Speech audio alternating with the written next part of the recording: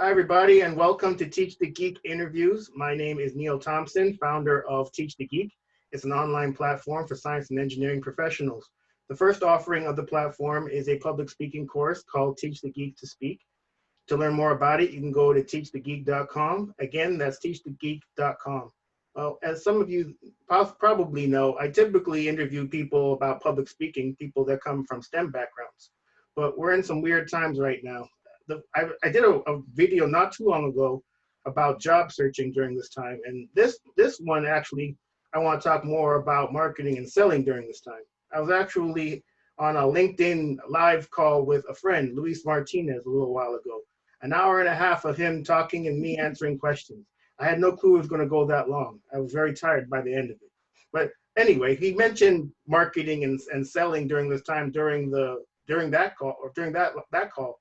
And it got me thinking that I really would like to talk more to an expert in that field to get their thoughts or get her thoughts. And that's what we're doing today. So I have sales consultant and expert Meri Birhane.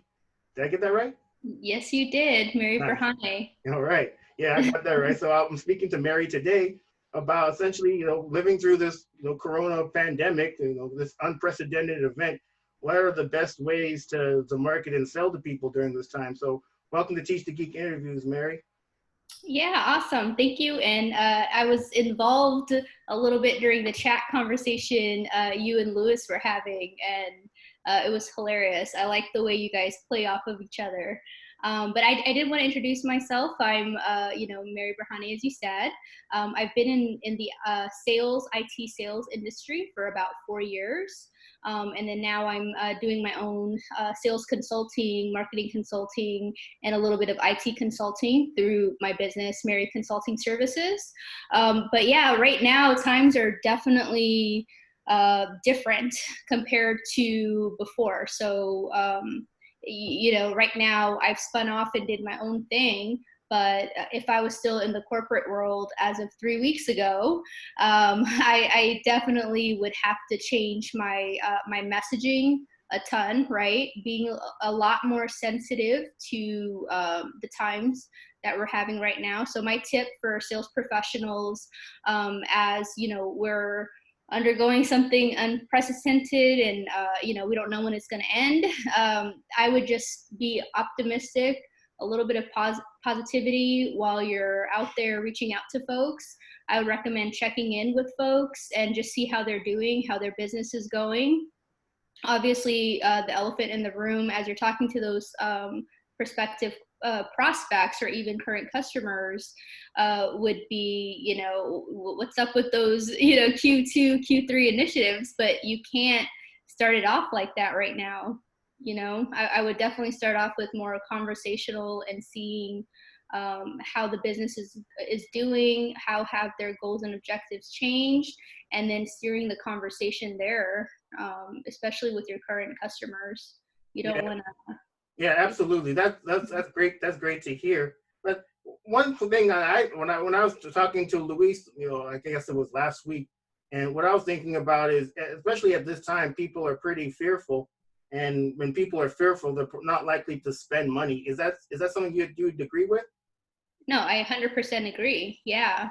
I personally have had deals go on hold because of that. I was working with a coffee shop that were, they were interested in some consulting services of mine because I help startups go from ideation to launch.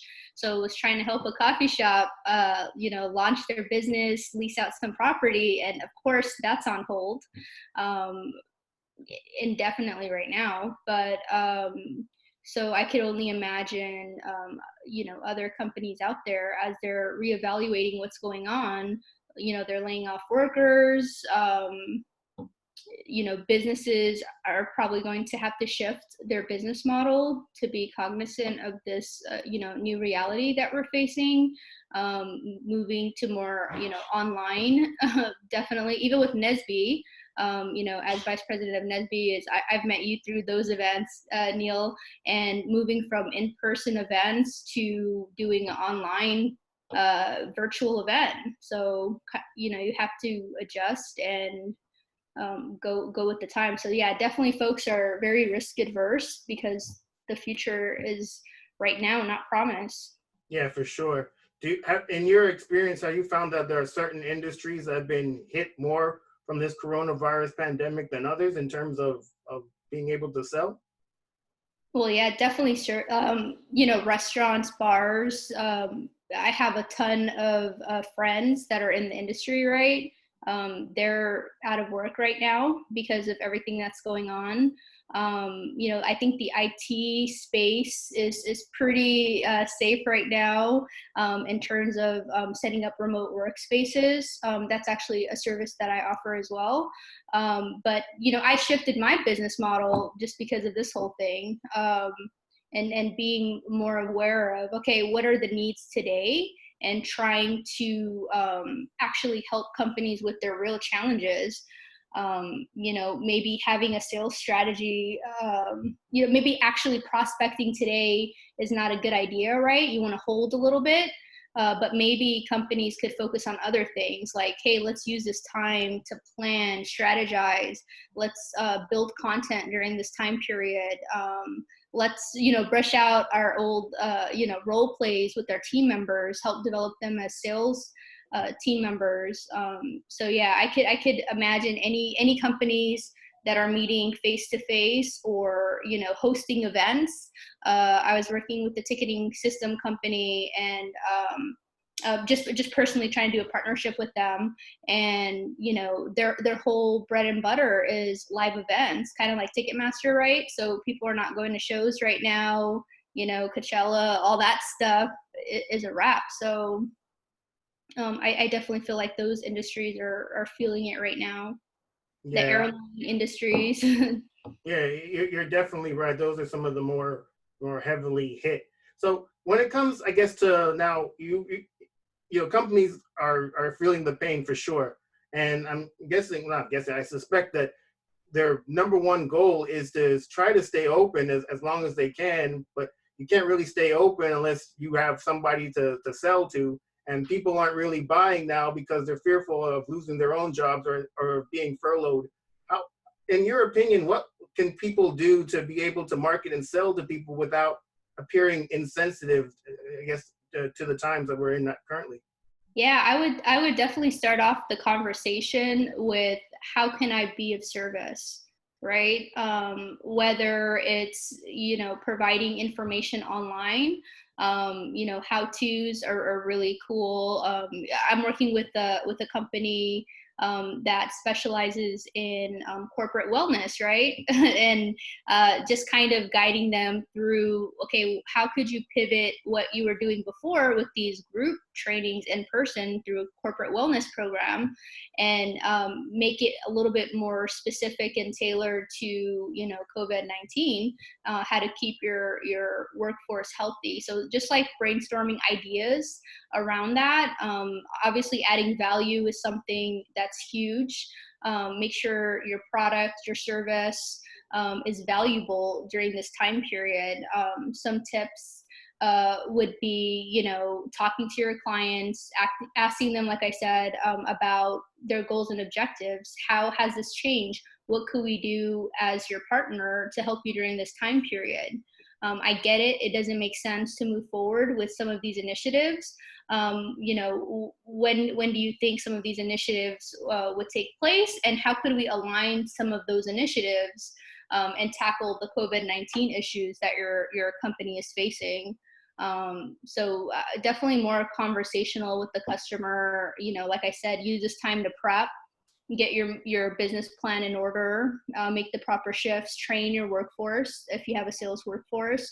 Don't pressure them to crank those calls and just be completely tone deaf to what's happening right now. So I feel for a lot of sales professionals right now that sometimes management management has these certain goals, making sure the quotas are adjusted accordingly, because we don't want you to lose business in the future because you're acting kind of reckless today and kind of desperate to hit your quota, but making sure as a, a management leader that you're talking to your sales professionals, and making sure that they're feeling at ease too, because as a sales professional, you're always stressed out. March 31st, end of last month, I'm sure people were definitely freaking out last month. So, and now we're in April and it's another lockdown. Yeah, for sure. So when it comes to the quotas that sales professionals have at their businesses, is it appropriate to even have them at this time because of this unprecedented event, or should a quota still be in place? That's a good question. I definitely depends on the industry, right? Zoom right now, I know they probably still have their quotas. I actually tried to purchase a Zoom subscription through a rep, and they just sent an automatic email that said, "Thank you, please purchase, and then I'll reach back to you." And I'm like, "Oh my goodness!" And his title is account executive. So I'm like, man, this guy is winning because he's having so much inbound leads. I could only imagine his quota is probably going to go up. Whereas other firms, if you're selling an event, tickets to an event and there's no event to be sold, of course, that quota definitely has to be removed, in my opinion. But just adjusting the quota to fit the industry, to fit the circumstances. And at the end of the day, you're really trying to motivate your salesperson to continue on this journey of prospecting and persuading people to buy in a time where people are very risk averse right now. So just being aware of that. Yeah, for sure. From what I understand, the quota is a metric that the companies use to measure, I guess, the performance of sales professionals. If there is no quota, what metric should be used to measure their performance? I would definitely, stick to the basics: phone calls, emails, LinkedIn messages, and having activity. Obviously, sales professionals are either getting some kind of base salary plus, commission for a sale. So for sure, you have to do the work right now of still prospecting, building out your prospect list. This is the time to edit that messaging that you've had in the past. Think about webinars right now, right? You could have a ton of webinars like this. Get folks to register, get your clients to register, make it something specific to what's going on right now and adding value to them.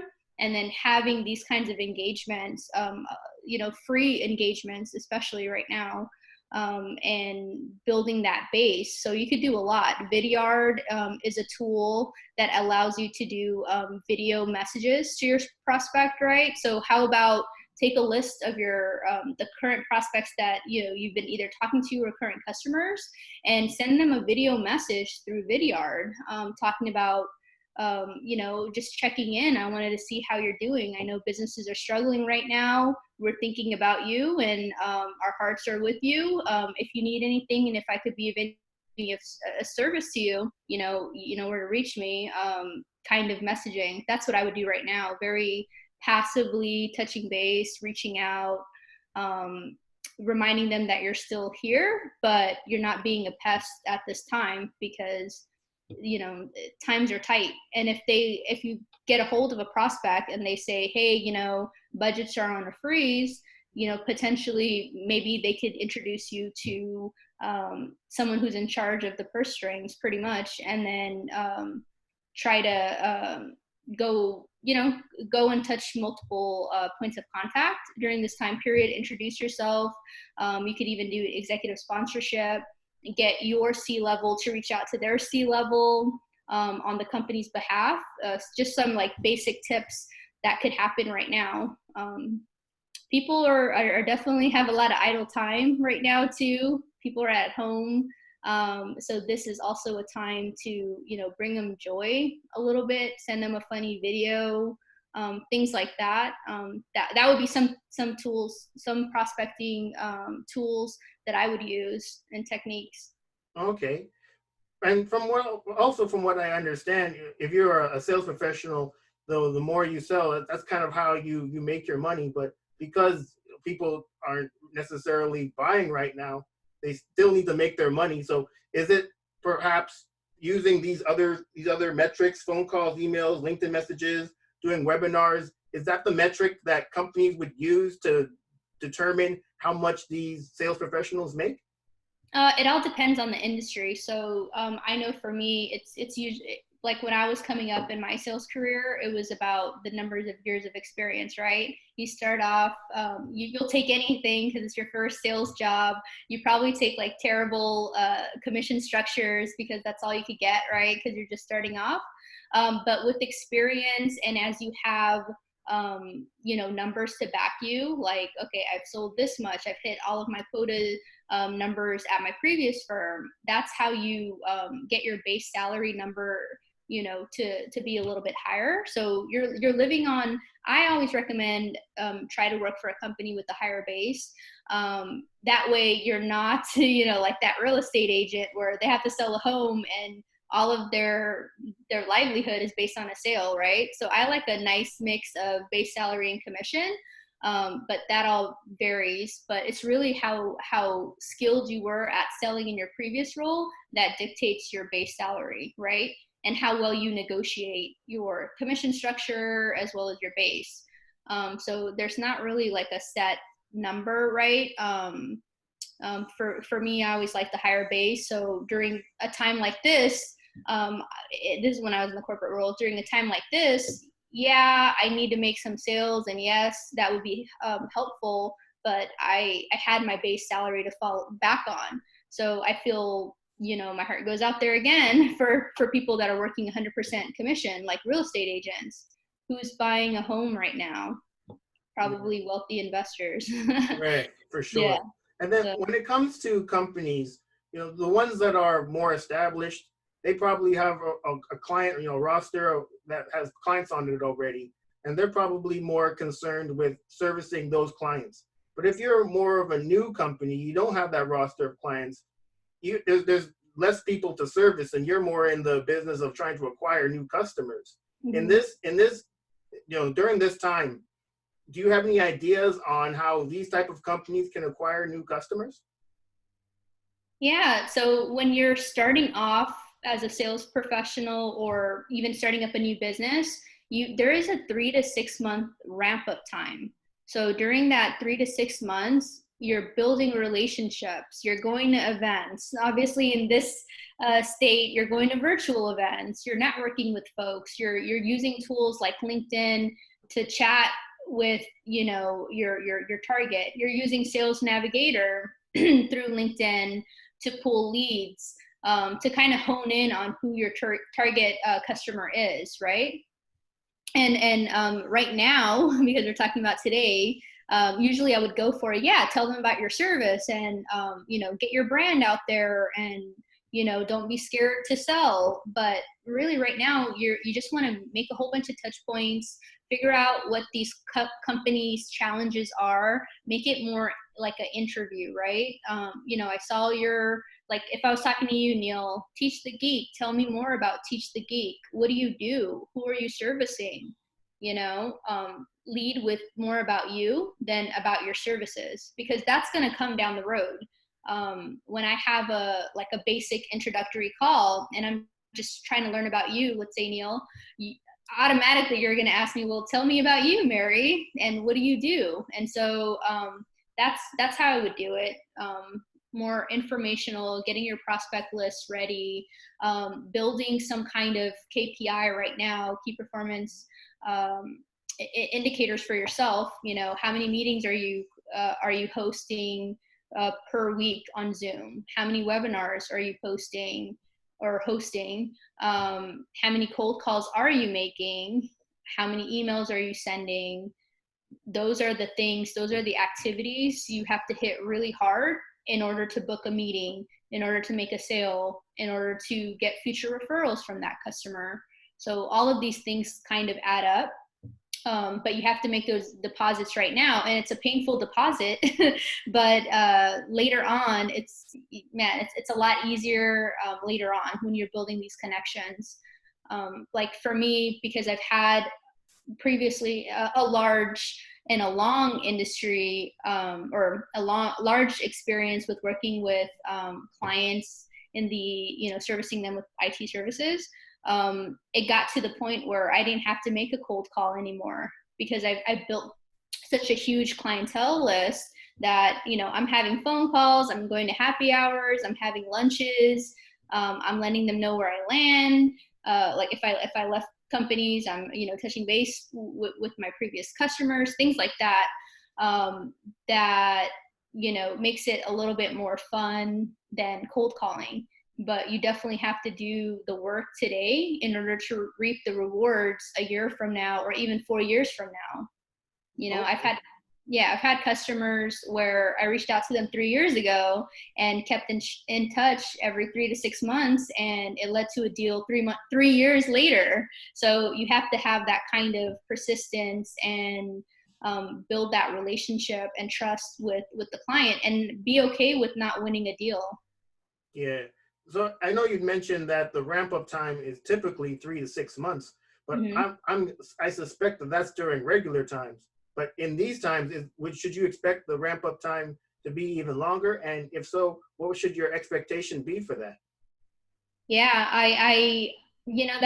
so if this whole thing would end soon, I would definitely stick to the 3 to 6 months. During this time period, it just depends on what you're selling again. There's people still making sales. I'm still talking to clients today. I'm helping startups launch their business, and I have clients willing to work with me today. So it's definitely not impossible to make a sale right now. It's not. It's just shifting the method at which you're messaging, shifting where those touch points are, and it's going to shift from a phone call or, hey, I'm stopping by to check in on you, to want to hold a Zoom meeting, and then getting comfortable with video, because I know a lot of people are not comfortable with being on a live webcam. So that's going to be a shift. I probably could get someone to meet with me for lunch, or stop by their office to do a whiteboarding session, compared to, hey, this is the first time we're talking. Let's, turn on your camera. Let me see where you live. That's the time we're in right now. So, yeah. So just being aware of that. But I say it's not impossible. I think the 3 to 6 months probably still, would be the case, but definitely use this time to shift the messaging. It's different now. Be aware the buyer journey is totally different today than it was literally a month ago. Wow. Yeah, for sure. I was listening to a podcast, let's see, maybe a week or so ago, and I thought that the guest they had on the podcast was pretty interesting. So I reached out to him on LinkedIn, and he accepted my LinkedIn request, and then he asked me if I wanted to have a call. I didn't want to have a call. I just wanted to connect on LinkedIn, really. So my next question has to do with communication style, and what the salesperson typically likes to do in terms of the process that they typically follow, and what the customer or the prospective customer appreciates in terms of being communicated to. Has that changed at all? Because the person that I was speaking to, or that I connected with on LinkedIn, says he has a set process, and he follows that process no matter what. So I'm guessing, even though there's a coronavirus pandemic happening, currently, that the process is the process. But then I also thought, someone like myself, the first instinct is not to get on the phone and talk to somebody, especially if I don't really know them all that well anyway. I'm not really interested in buying whatever they're selling. So just in terms of communicating, how important is it that the salesperson at least try to match the communication style of the person they're trying to sell? Yeah, that's huge. That's important. Back to the salesperson having certain metrics, right? If your boss, your sales leader, is telling you, hey, stop having phone calls, have more meetings, right? Okay, stop doing these cold calls, meet in person, do X, Y, and Z. And so you're kind of sometimes pigeonholed into like this certain structure. So my recommendation for the sales professional is, hey, do what works for you, right? Early on in my career, I've had VP of sales, coaching me on what's the best way to have a call, how to imitate what they're saying. And it just did not bode well for me. Just imagine, like a white male who's older, who's, totally different, right? Telling me to say exactly what he's saying and then pitch to my clients exactly what he's saying for the services. And if I tried to change, we called it word tracks at the time. If I changed the word track, it would be like, wait, nope, you missed that word, So imagine like reading a script and your boss is right there, and you're having these calls. It just wasn't, it wasn't conducive to creativity. It wasn't conducive to building a real relationship with someone. So for that person, I 100%, everyone values their time. So Neil, I understand you didn't want to have that phone call. I think it was probably the way he worded his message, right? You probably didn't feel a phone call. It wasn't warranted after that initial, oh, I like your podcast. And then he's jumping to a phone call. So, as a sales professional, you have to take those risks, right? If he didn't ask for a phone call, what are the odds that you would ask for a phone call? So we kind of have to put ourselves out there, but we also have to read the room. Something interesting that you told me, Neil, was about like the gender differences. I think that was a question that you had. What are the different gender differences when it comes to the way to approach them? I read a study that women prefer emails more than calls, and men prefer more LinkedIn messages than their female counterparts. So there is some studies out there that, there's different communication styles per the gender. There's probably different communication styles, and I know there are, per C-level executive. The CIO or the IT manager is going to be completely different than the CEO or the CMO, completely different flavors of communication skills. Their goals and objectives are completely different. So you just have to be aware of the person you're talking to and what kind of messaging is going to work for them and what kind of delivery of that messaging. But yeah, but a phone call is definitely needed, Neil, to build a relationship with you, right? Or having some kind of video conferencing with you, but you got to know when to jump to that stage. So maybe that's where he went wrong. Yeah, for sure. Plus you're a hard ass, Neil. Perhaps, maybe. I mean, I was just saying, I thought the podcast was interesting. Now let's have a phone call. How about no? Yeah. Something you said kind of piqued my interest. You said that you had a VP of sales who was a white male who was coaching you on how to approach these calls. Yeah. Is it your opinion then that the person that's coaching you has to be kind of similar to you to be able to give you the feedback you need to be able to make these calls? Very interesting. I don't know if they have to be similar to me. I think they have to take me for what I am and who I am and kind of adjust their training style based on my style, right? So maybe having more conversations with me, getting to know me a little bit better and figuring out what works for me. I think that would have helped, but I think it set a great foundation for me for sure. And it set some kind of standard of, okay, this is how they do it, right? And so how is Meri going to do it? Am I going to mimic them and come off very inauthentic? Or am I going to do it, my way and making sure the messaging is not lost and the value proposition of the company is not lost, and knowing how to talk about the services and overcoming objections, all of that stuff. The foundational basis was great, but it was more of, you say this, I say that, you say this, I say that. That did not work for me. Later on, I did have a female leader, a sales leader, and I think that went a lot better for me. And I don't know if it's the female to female, male to male thing, but when I had a female leader, I know every conversation with her during my weekly check-ins, my quarterly check-ins, were about, how are you doing, Mary? And it was more building a relationship with me compared to my male, like, subsequent career opportunities where I had a male boss, and how are the numbers looking, Mary? How are the sales looking, Mary? Are we going to close that deal, Mary?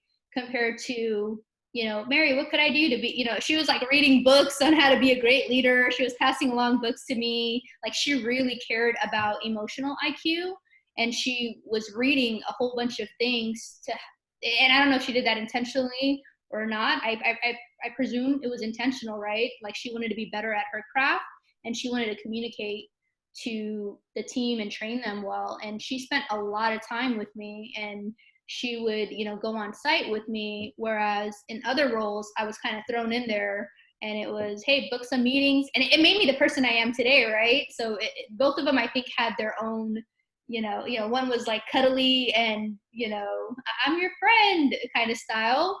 And hey, you know what? I know management is stressing everyone out about quotas. I don't want our interactions to be like that. That's how she always said it. And she was like, hey, I know quotas are crazy. And, and I did make a lot of sales with that kind of environment, compared to, high turnarounds and high quotas, and you better hit it or you don't, sink or swim or get out, So I've experienced two sides of it. All right. So it sounds like when the person that was leading you didn't really focus, at least during your meetings, on quotas, you actually performed better? Exactly. I did. And when the leader was talking about professional development more compared to drive more revenue, I did a lot better. It seems kind of like common sense, but it's not common. And I've had meetings before where I'm like, hey guys, I'm like this. I work the best when this happens. And it was still like, hey, like, I get it, but end of the day, hit your numbers. And I've had, like I said, I've had a whole bunch of different jobs and a whole bunch of different leadership styles. Some were great, some were not. And I think interviewing your employees, interviewing your sales professionals, and I think Gary Vee says this, where he goes, hey, he talks to every employee one-on-one and figures out what motivates them. Is it raising your base salary? Is it more, quality time with your family? Is it, do you like the perks? Do you want that? You want to go to Hawaii if you hit your sales revenue, or do you care about professional development? And somehow I've always fallen in the professional development and leadership opportunity bucket. And so that motivated me whenever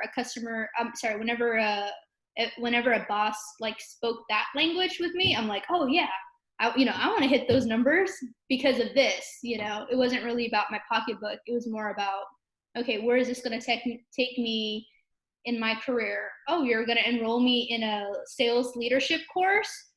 Wow, you care about me? Like, those were the things that motivated me. Right. When it comes to marketing and selling, something, say for instance, the difference between selling a product as to selling a service, is there any difference in the way that you would approach selling both of those things? And if so, what would that be? Oh yeah. So with the product, more demos are needed, right?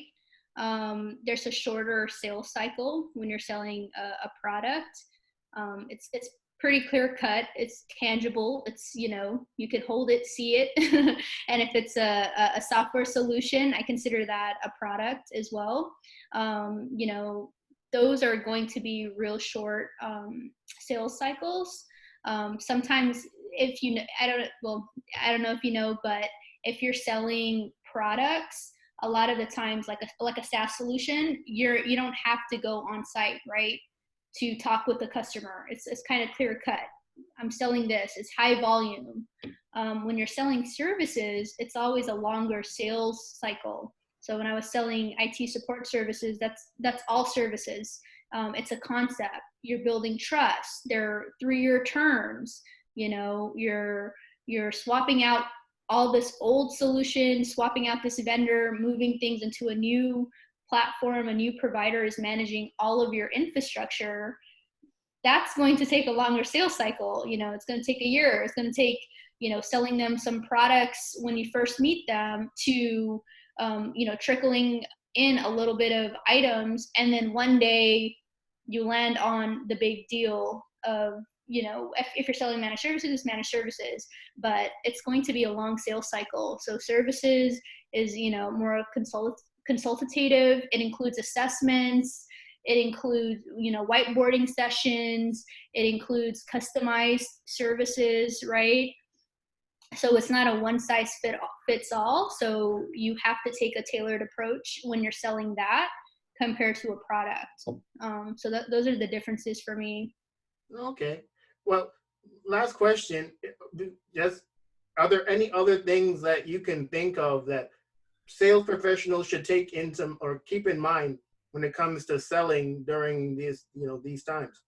Yeah, just be sensitive and be, you know, optimistic, and try to stick to your general routines when it comes to health and wellness. You know, if you have a clear mind and if you're optimistic, you know, if you're sharing some sunshine to those clients, and it's not doom and gloom or, hey, did you hear about those death tolls? Like, that's not going to work. You know, you have to like really take that sensitive approach right now, and also be patient.